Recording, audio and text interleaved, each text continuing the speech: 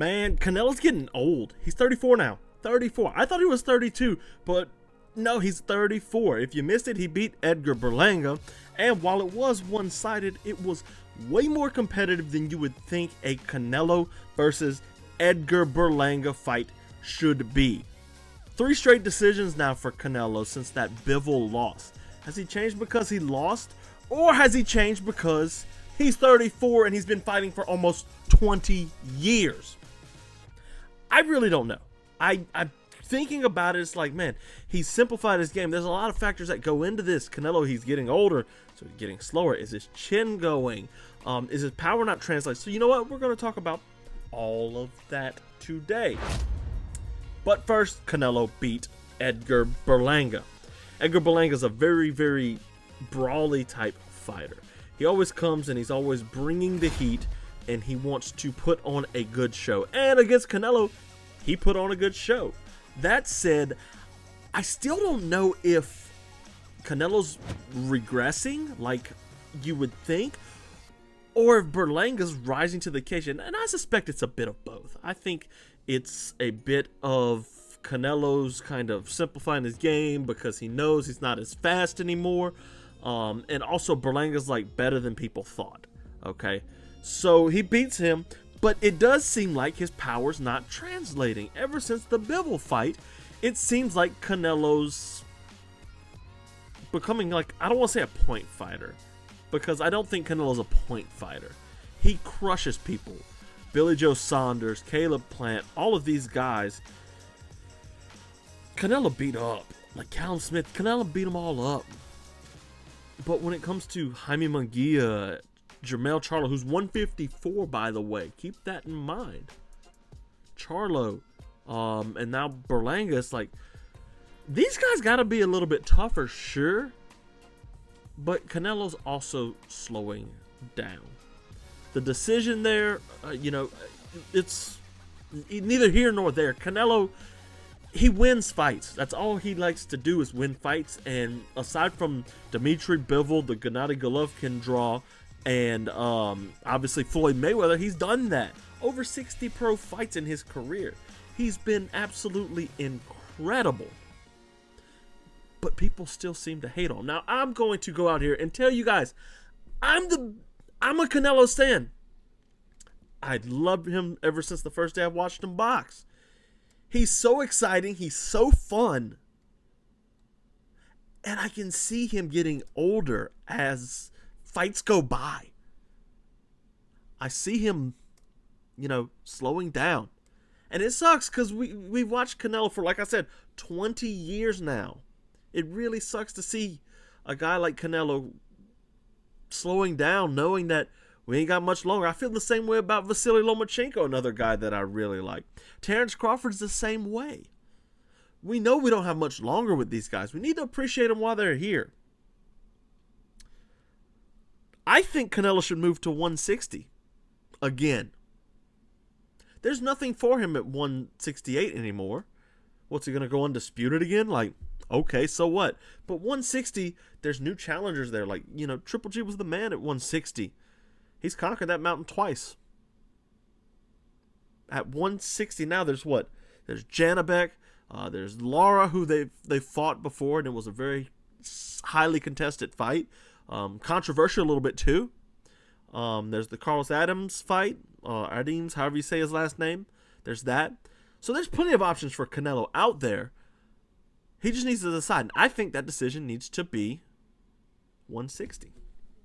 So, Canelo has simplified his game. We've talked about that in the past. We talked about it with the Munguia fight, if you remember correctly. We talked about how Canelo he used to be more exciting, and he used to put on bigger and better fights.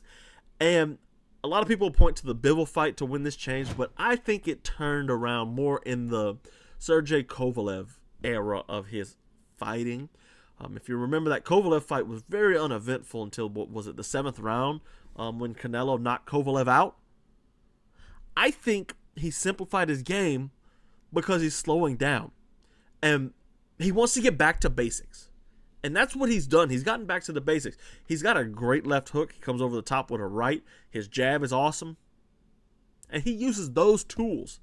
The tools that he knows he's confident in. He has the most reps for. The most basic of things to box with. That's what Canelo brings to the table. Now, is it working for him? I mean, yeah, he's winning, you know. And obviously the Bivol fight didn't go his way. But aside from that, like, there's been no real stiff competition. Munguia was relatively close. I'll give you that. But if you go and you look at him on the web here, you know, Berlanga, decision. Charlo, like, that was one-sided, and it was just the basics for that. John Ryder gave him, oh my gosh, it's been 5 in a row that's gone to decision. Cool, I was way off. Yeah, so you got Berlanga, Munguia, Charlo, John Ryder, who turned out to be harder than people thought. That's because he's a southpaw. Gennady Golovkin. All of those have went to decision. Bivol went to a decision too. The last knockout he had was Caleb Plant in 2021. That's almost 3 years ago, people.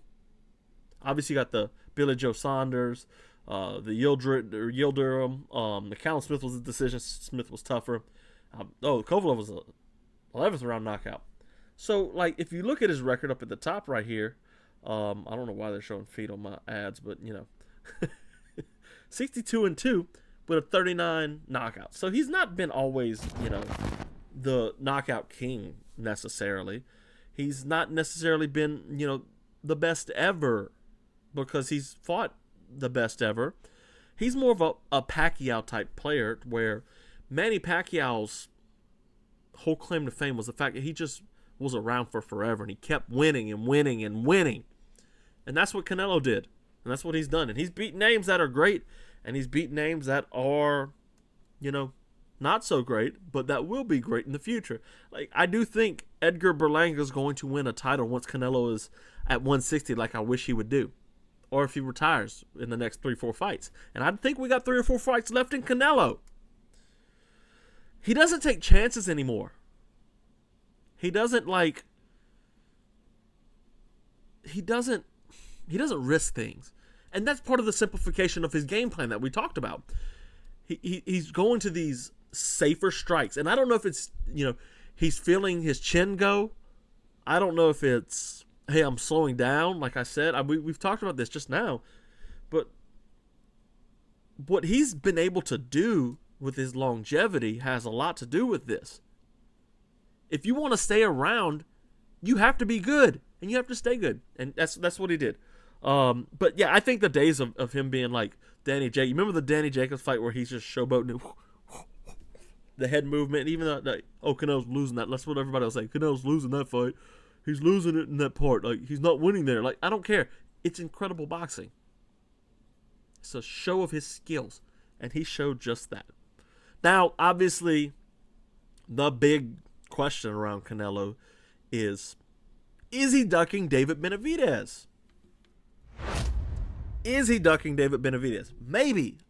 I don't know. It's weird. So, part of me is like, Canelo fought Bivol and Kovalev.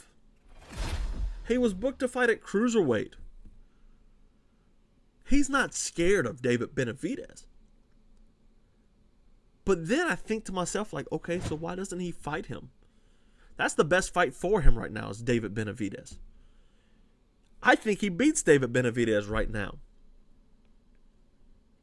Benavidez has power, sure, but we don't see signs of Canelo's chin going. And it's also very hard to hit him. So, will Benavidez's volume work, or will the body work of Canelo really wear down David Benavidez? Think about back to that Plant fight with Benavidez. He looked good. He looked great. Almost untouchable, but something about it, like, it's kind of George Foreman-esque where he's like, he's punching, but he's not punching properly, and he's just dying for a Muhammad Ali to come in here. Now, he goes to fight Bivol, he might find that Muhammad Ali. Or he might find Joe Frazier in Artur Beterbiev and put Beterbiev away with pace. I don't know. You know, like, that future's up for certain. But he's like at 174 now. He obviously can't make the weight. He obviously can't make 168 anymore. Almost said 130 something. Well, you'd have to chop off a leg of David Benavidez to be at 130. Oh my gosh. Think about that. Cut him in half, you probably will get there, you know?